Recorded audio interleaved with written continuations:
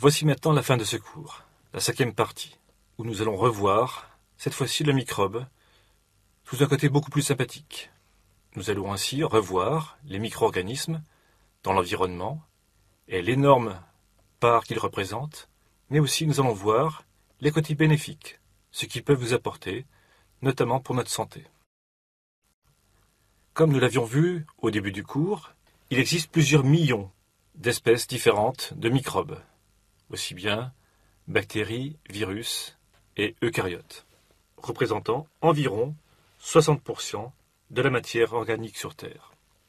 Comme la surface de la Terre est principalement constituée par l'eau et les océans, la plupart du monde microbien se retrouve ici. Depuis longtemps, des bactéries avaient été étudiées dans le monde aquatique, principalement les cyanobactéries. Les cyanobactéries sont des eubactéries, mais cette fois-ci utilisant l'énergie par photosynthèse. On les appelle encore cyanophycées ou algues bleues, très fréquemment isolées à la fois dans l'eau douce et dans les eaux marines. La plupart des scientifiques estiment que, actuellement, seulement 1% des prokaryotes des environnements aquatiques et marins peuvent être cultivés par des méthodes classiques. Rappelons qu'à côté de ces prokaryotes existe le plancton, mais également des virus et des sédiments. Le fait que seulement 1% des prokaryotes puissent être cultivés a fait émerger une nouvelle discipline, la métagénomique. Le terme métagénomique, ou encore génomique environnementale, ou génomique des communautés, indique l'étude des métagénomes, qui lui-même réfère à l'ensemble des séquences d'ADN extraites de communautés multi-espèces prélevées dans l'environnement. La métagénomique est définie donc par l'analyse de l'ensemble des génomes des populations bactériennes d'un milieu donné, sans les détailler individu par individu. Ces communautés sont généralement composées d'organismes non cultivables, soit qu'ils ne sont pas ciblés par les conditions de culture, car non connus, soit qu'ils résistent, comme je vous le disais, aux tentatives de culture. Les premières analyses de métagénomes, réalisées par PCR, ont consisté à explorer la diversité des séquences d'ARN ribosomales, extraites des communautés microbiennes. Ces expériences ont mis en évidence une diversité microbienne beaucoup plus compliquée que pouvaient le faire penser les méthodes par culture. Bien sûr, l'avantage de la métagénomique est la rapidité plus grande de l'analyse et la pertinence d'un point de vue écologique. L'information importante, issue de la métagénomique, est en effet de savoir quels gènes et donc quelles fonctions biologiques existent dans le milieu. On parlera de métagénomes du milieu marin, terrestre, ou encore des milieux internes d'animaux, dont les écosystèmes microbiens, appelés encore microbiomes. Actuellement, beaucoup de chercheurs s'intéressent au métagénome intestinal humain. Certaines données récentes ont montré qu'il existe des relations étroites entre les déséquilibres dans la flore intestinale et le développement de l'obésité. Avec la métagénomique est apparue une nouvelle science qui, comme je le disais précédemment, s'intéresse à des micro-organismes, principalement des bactéries, mais également des micro-organismes de type virus. On estime actuellement que les océans sont essentiellement virales, composés de virus infectant le plancton, les algues, les bactéries présentes dans l'eau. Et cette concentration est énorme.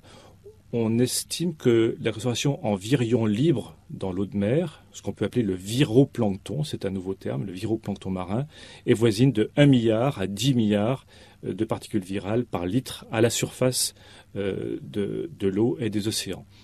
Ainsi, on peut dire que les océans sont une sorte de bouillon de culture virale. De nouveaux virus émergent sans arrêt à partir de ce bouillon, comme ils l'ont fait il y a 3-4 milliards d'années. Et ce qui est intéressant, c'est qu'au fur et à mesure de leur évolution, ces virus influencent. Avec la métagénomique est apparue une nouvelle science qui, comme je le disais précédemment, s'intéresse à des micro-organismes, principalement des bactéries, mais également des micro-organismes de type virus. On estime actuellement que les océans sont essentiellement virales, composés de virus infectant le plancton, les algues, les bactéries présentes dans l'eau. Et cette concentration est énorme. On estime que la concentration en virions libres dans l'eau de mer, ce qu'on peut appeler le viroplancton, c'est un nouveau terme, le viro. Voilà, pour terminer ce paragraphe sur la microbiologie de l'environnement, juste un petit clin d'œil maintenant sur cette fois-ci des bactéries qui se trouvent non pas sur le sol et dans les océans, mais dans les nuages.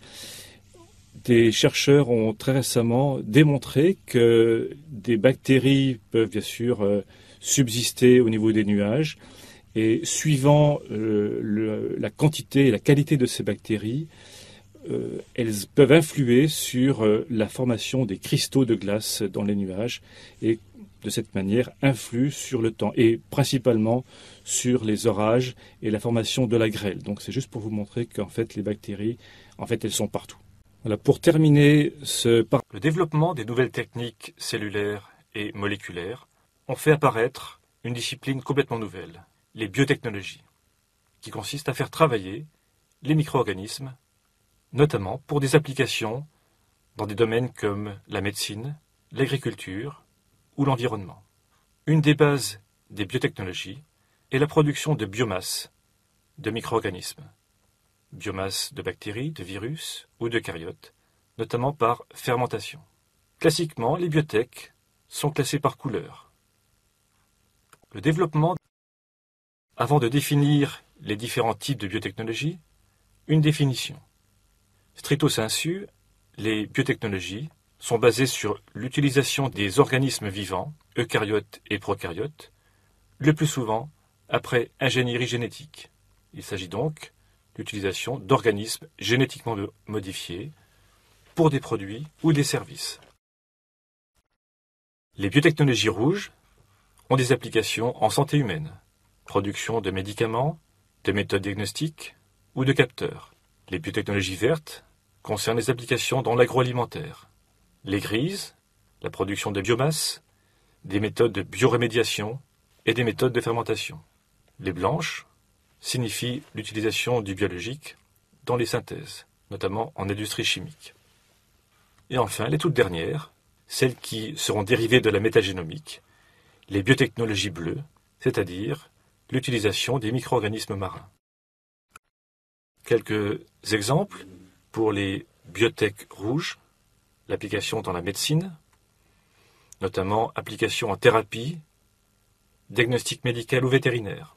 On peut citer, par exemple, la génération d'animaux, comme le porc, à partir duquel on peut prélever un organe et faire des essais de transplantation chez l'homme. C'est le cas de la xénotransplantation. On peut également faire produire des protéines, notamment dans le lait de mammifères, par ingénierie génétique. Les mêmes technologies peuvent être appliquées chez les végétaux. C'est ce que les anglo-saxons appellent le plant farming. Le génie génétique a également eu des applications dans le développement de tests moléculaires applicables en diagnostic rapide. Et enfin, les biotechnologies ont permis de produire des protéines thérapeutiques, base de biothérapie et de la médecine personnalisée. Voici quelques exemples de protéines recombinantes à usage thérapeutique. On peut citer l'interféron, l'hormone de croissance, les anticorps monoclonaux thérapeutiques, ou bien des protéines recombinantes pour les vaccins, à côté de procédés émergents, voire embryonnaires, comme les vaccins cellulaires, la thérapie cellulaire ou la thérapie génique. Les biotech grises concernent l'environnement, notamment dans les situations de biorémédiation, et on peut définir par biorémédiation un ensemble de techniques consistant à augmenter la biodégradation ou la biotransformation en inoculant des micro-organismes spécifiques, on appelle ça la bioaugmentation, ou en stimulant l'activité de populations microbiennes indigènes. C'est le cas de la biostimulation, notamment par apport de nutriments et par ajustement des conditions de milieu. Le but, bien sûr, est de lutter contre les pollutions, notamment contre les pollutions à hydrocarbures.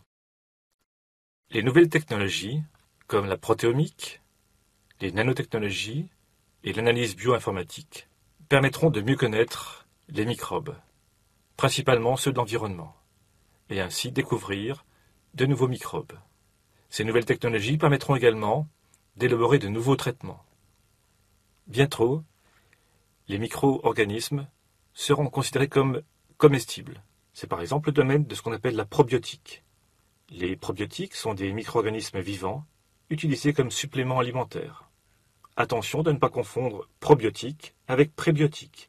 Les prébiotiques sont des ingrédients alimentaires non vivants qui stimulent sélectivement la croissance ou l'activité des bactéries au niveau du tractus intestinal de l'homme.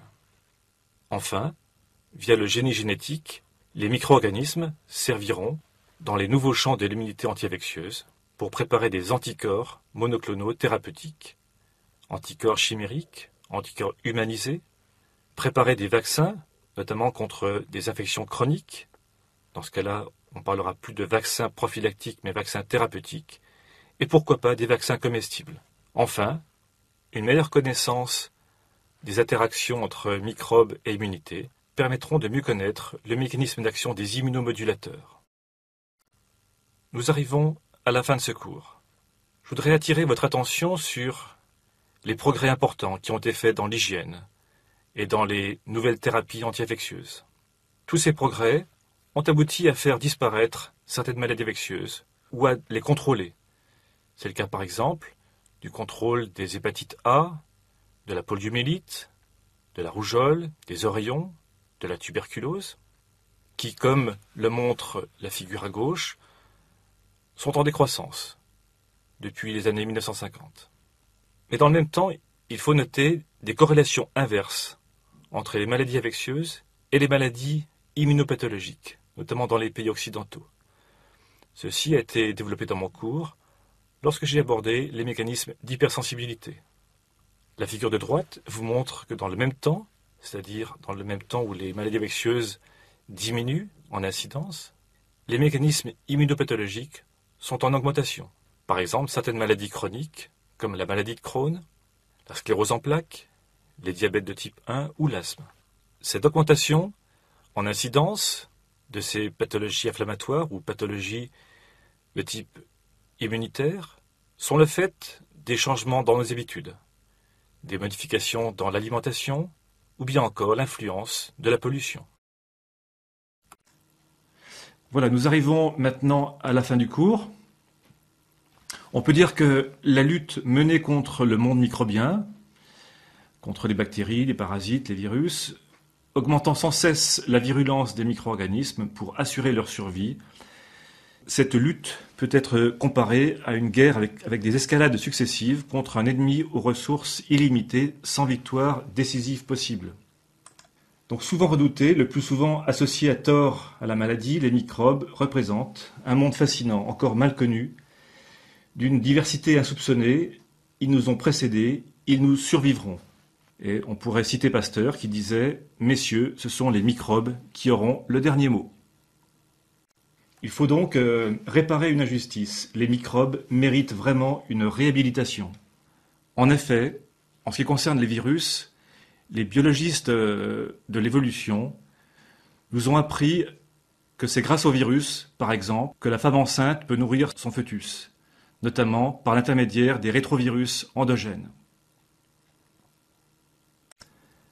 Cette diapositive, c'est la dernière, est une image que j'ai empruntée à la tradition des aborigènes en Australie. Elle est appelée « The Eye of Energy », l'œil de l'énergie. On pourrait y voir soit un virus enveloppé avec une capside intérieure, soit une bactérie, soit une cellule avec un noyau. Les aborigènes y ont vu tous les niveaux énergétiques qui existent dans la nature, pratiquement depuis le végétal jusqu'à l'homme. Mais on pourrait évidemment voir ces niveaux d'énergie beaucoup plus bas, c'est-à-dire en amont, au niveau des bactéries et au niveau des virus. Ainsi, les microbes peuvent avoir leur propre intelligence et peuvent posséder des facultés intuitives qu'ils auraient pu acquérir à partir de la connaissance qu'ils partagent avec nous depuis des milliards d'années.